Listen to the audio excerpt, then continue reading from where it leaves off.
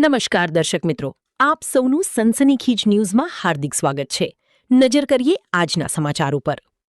ઈદે મિલાદના તહેવાર દરમિયાન કાયદો અને વ્યવસ્થા જાળવવા તથા વિસ્તારમાં શાંતિપૂર્ણ વાતાવરણ બનેલું રહે તે માટે પોલીસ તંત્ર દ્વારા લેવાયેલું એક સરાહનીય અને તકેદારીભર્યું પગલું છે.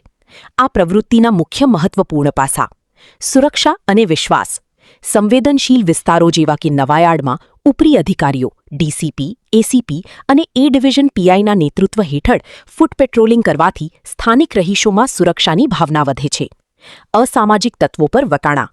સમગ્ર ઝોન 1ના પીઆઈ, પીએસઆઈ અને પોલીસ સ્ટાફની હાજરીથી વિસ્તારમાં ગુનાહિત કે ઉપદ્રવી પ્રવૃત્તિઓ કરનારા તત્વો પર વહીવટી ધાક ઊભી થાય છે. જનસંપર્ક. ફૂટ પેટ્રોલિંગ દરમિયાન પોલીસ અધિકારીઓ સીધા નાગરિકો અને સ્થાનિક આગેવાનોના સંપર્કમાં આવે છે, જેથી કોમી સૌહાર્દ અને ભાઈચારો જાળવવામાં મદદ મળે છે.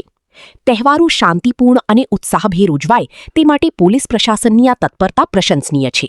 શું આપ આ અંગે કોઈ press not, social media post કે અહેવાલ તૈયાર કરવા માંગો છો? તહેવારો આવતા હોય, કાયદો અને વ્યવસ્થા જાળવવા માટે માનનીય પોલીસ કમિશનર સાહેબ તરફથી સૂચના થઈ આવેલી હતી કે વિસ્તારમાં સેન્સિટિવ પોઈન્ટ, સેન્સિટિવ વિસ્તારમાં ફૂટ પેટ્રોલિંગ કરવું. જે અનુસંધાને આજ Gorwa police station, Laxmipura police station અને જવાહરનગર પોલીસ સ્ટેશનના કર્મચારીઓ અને તેમના તમામ અધિકારી દ્વારા ગોરવા વિસ્તારમાં ગોરવા ગામ, બાપુની દરગાહ, મધુનગર 4 રસ્તા જેવા વિસ્તારોમાં ફૂટ પેટ્રોલિંગ કરવામાં આવ્યું.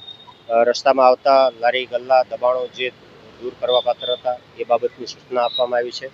અને સમગ્ર રૂટ ઉપર એક ફ્લેગ માર્ચ કરી અને રૂટને સેન્સિટાઇઝ કરવામાં આવેલ છે.